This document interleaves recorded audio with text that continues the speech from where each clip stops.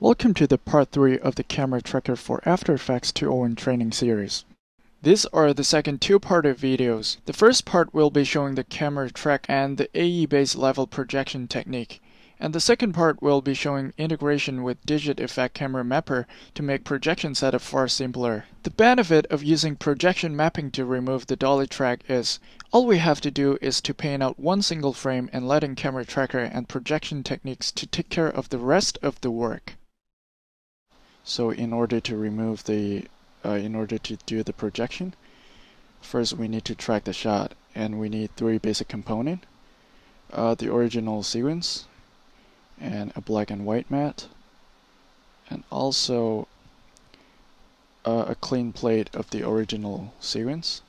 So it has a wide in-love area to patch on top of this original footage later on. So first, let's go to the Foundry, Camera Tracker,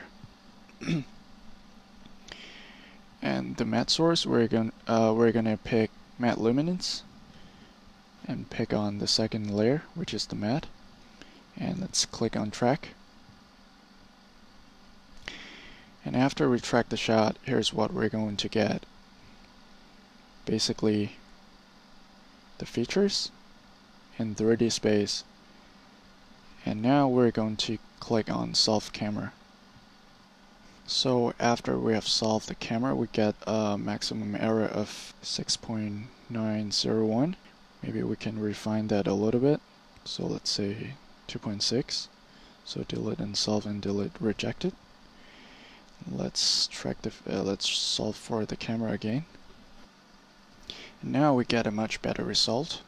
Okay, after refining the track, and we're going to create the scene, which is going to generate a track camera, also a null object. And the first thing that we're going to do is to set the ground plane.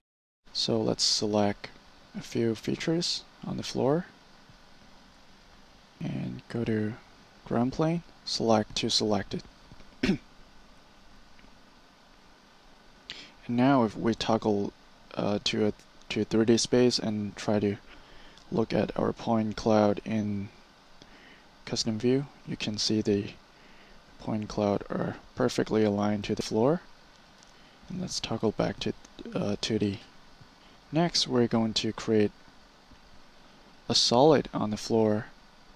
So basically, just pick a few points as what we did before. Go to Create, Solid. Now we get a solid on the floor, and we're going to scale that up a little bit so that's big enough to cover this area. And now we're going to set up our projection camera manually and project the clean plate on this area so that we can remove that later on. To set up our projection camera, basically just duplicate the track camera, unparent it from the null object, and let's rename it to Cam Project.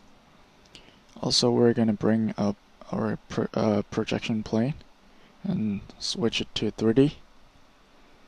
Let's delete all of the keyframe and reset the camera. And let's go to OneNote Camera. And also let's create a spotlight. Copy and paste the position to the spotlight. And for the material option of the projection plane, we're gonna shut everything off and only turn on the cast shadow and turn the light transmission all the way up to 100%. Next, we're going to parent the light and the projection plane to the Cam Project, so no matter where it goes, it follows. And also we're going to apply the expression to the scale value of the projection plate. So let's give it a variable x equal 100%, which is the current scale value, over current zoom value, multiply it by the current Z value,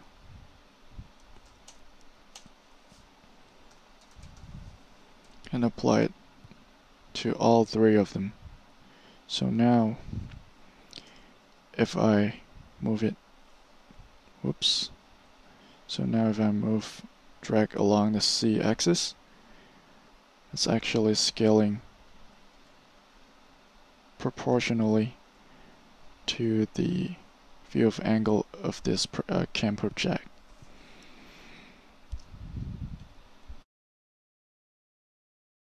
Now we have set up our projection camera. Next we're going to line up our projection camera to the track camera.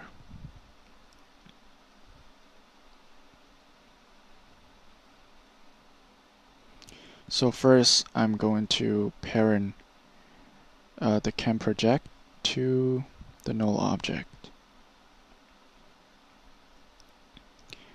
And next I'm going to copy and paste the very last frame of the track camera to the cam project.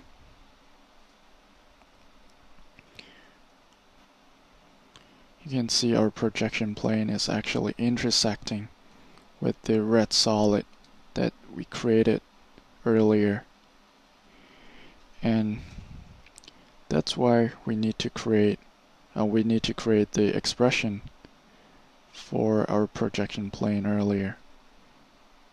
So basically just drag it along the Z-axis. So move it close enough to the camera, and it doesn't intersect. As long as it doesn't intersect with the solid anymore, it's good. So basically just select the red solid, go to layer, solid setting, and turn it back to white. In the material option, shut everything off, but except shadow. And also turn the opacity back all the way up to 100%. And don't forget to bring the active camera is always the top camera in your comm, so just bring the cam tracker camera above the cam project. Now we're actually seeing a problem here. That's because we only want to see the shadow of our projection plane. So now we're going to switch it to only.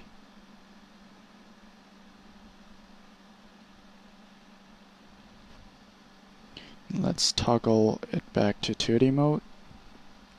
From this active camera mode, we're just going to quickly do a roto on top of this area.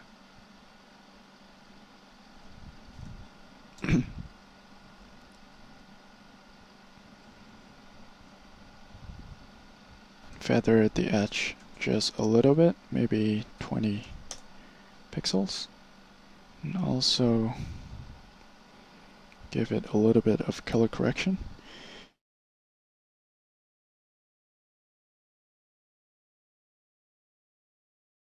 Much better. And also desaturate it a little bit.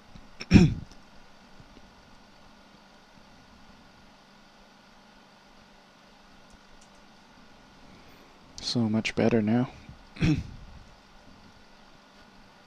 And if you go to composition setting and put a check mark on perceived resolution when nested, it's gonna actually give you a better resolution for the shadow. Right now at the comp size it's actually pretty good for now, so I'm just gonna leave it as comp size.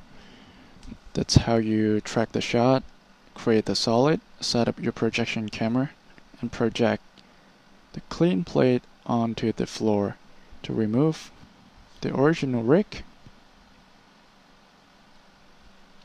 That's it for our third part of the training.